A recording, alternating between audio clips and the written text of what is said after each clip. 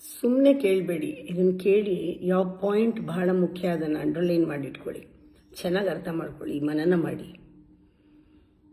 ಶರಣಾಗತಿ ಇದ್ರಿ ಏನು?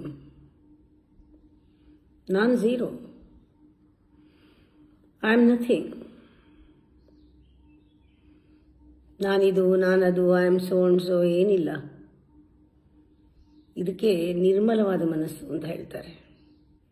ಇದು ನಿರ್ಮಲವಾದ ಮನಸ್ಸಾದರೆ ಇವಾಗ ಏನೇನು ತುಂಬಿಕೊಂಡಿದೀವೋ ನಾನಿದು ಇದು ನಾನದು ಎಲ್ಲ ಫಿಲ್ತ್ ಅಲ್ವಾ, ಗಲೀಜಲ್ವಾ. ಈ ಗಲೀಜೆಲ್ಲ ಶುದ್ಧಿ ಆದಮೇಲೆ ಆ ಶುದ್ಧವಾದ ಮನಸ್ಸಿಗೆ ದೇವರು ರೆಸ್ಪಾಂಡ್ ಮಾಡ್ತಾನೆ, ಓಗೊಡ್ತಾನೆ. ಆ ಮಹಾನ್ ಶಕ್ತಿ ಓಗೊಡುತ್ತೆ. ಅವನು ನಿಮ್ಮ ಹತ್ರ ಬರ್ತಾನೆ, ನೀವು ಹೋಗೋದೇ ಬೇಡ, ಹುಡ್ಕೊಂಡು ಬರ್ತಾನೆ. ಶರಣಾಗತಿ ಸಾಧನೆಗೆ ಹೆಸರಲ್ಲ. ನಾನು ಖಾಲಿ ನಾನು ಖಾಲಿ ಅನ್ನುವ ಒಂದು ಚಿಂತನೆ, I am nobody, I am nothing ಅನ್ನೋ ಚಿಂತನೆ. ಇದಕ್ಕೆ ನೀವು ಸಾಧನೆಗಳನ್ನೆಲ್ಲ ಮಾಡಬೇಕು, ಸಾಧನೆಗಳನ್ನು ಬಳಸಬೇಕು ಈ ಸ್ಥಿತಿ ಬರೋಕ್ಕೆ.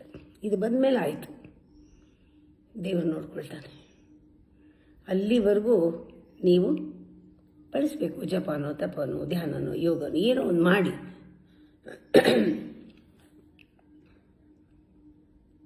ಇಲ್ಲಿ ಮುಖ್ಯ ಈ ಸ್ಥಿತಿ ತಲುಪೋದಕ್ಕೆ ಮಾಡುವ ಸಾಧನೆ.